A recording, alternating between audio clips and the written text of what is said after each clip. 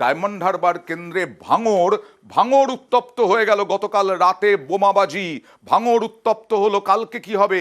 কাল ডায়মন্ড হারবার কেন্দ্রের ভোট, অর্থাৎ শেষ দফার ভোটে ডায়মন্ড হারবার কেন্দ্র রয়েছে, যাদবপুর কেন্দ্র রয়েছে, যাদবপুরে ভাঙড় রয়েছে যাদবপুরের কেন্দ্রের মধ্যে ভাঙড় রয়েছে। সেই ভাঙড়ে তৃণমূলের ওপর আইএসএফ এর হামলার অভিযোগ, সেটা দেখতে চলে গেলেন অরূপ বিশ্বাস, আহতদের সায়নী ঘোষ, শওকত মোল্লা, তারা চলে গেলেন এবং এসএসকেএমে ভর্তি হলেন এই তৃণমূলের আহত যে কর্মীরা।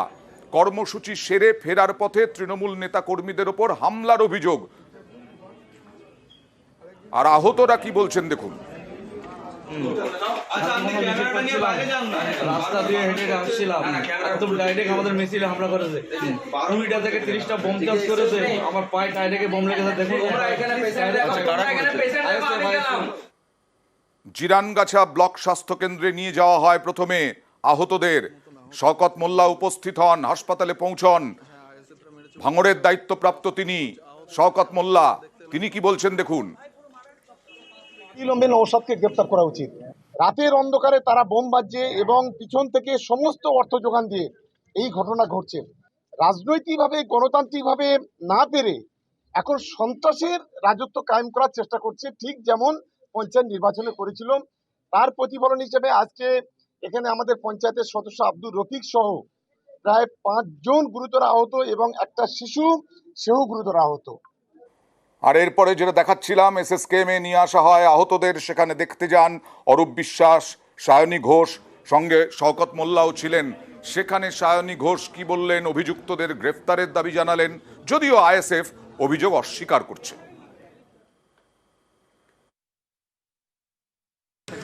আইএসএফ এর পায়ের তলা থেকে মাটি সরে গেছে।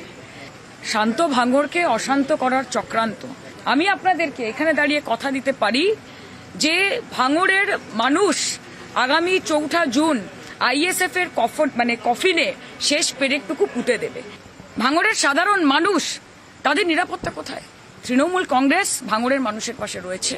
ভাঙড়ে উপস্থিত থাকব এবং আমরা দেখব ইলেকশনের দিন কার ক্ষমতা আছে ভোটকে ইরাপ্ট করার এবং মানুষকে অশান্ত করার এবং বিরক্ত করার।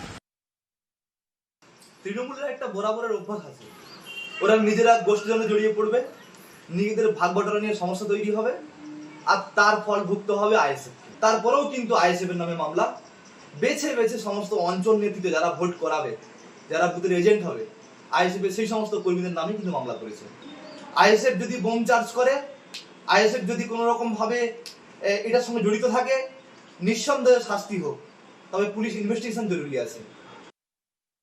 এই ঘটনায়, ভাঙড়ে রাতের এই ঘটনায় নির্বাচন কমিশন রিপোর্ট চেয়েছিল, আর এই ঘটনায় গ্রেফতার হলো 2। অন্য অভিযুক্তদের খোঁজে তল্লাশি। কমিশনে জমা পড়ল ভাঙড়ের রিপোর্ট। রুট মার্চের নির্দেশ, ভাঙড় নিয়ে তৎপর নির্বাচন কমিশন। কেন্দ্রীয় বাহিনী রুট মার্চের নির্দেশ। দেখা যাক আগামীকাল কি হয়। সকাল থেকে নজর থাকবে নিউজ 18 বাংলায়।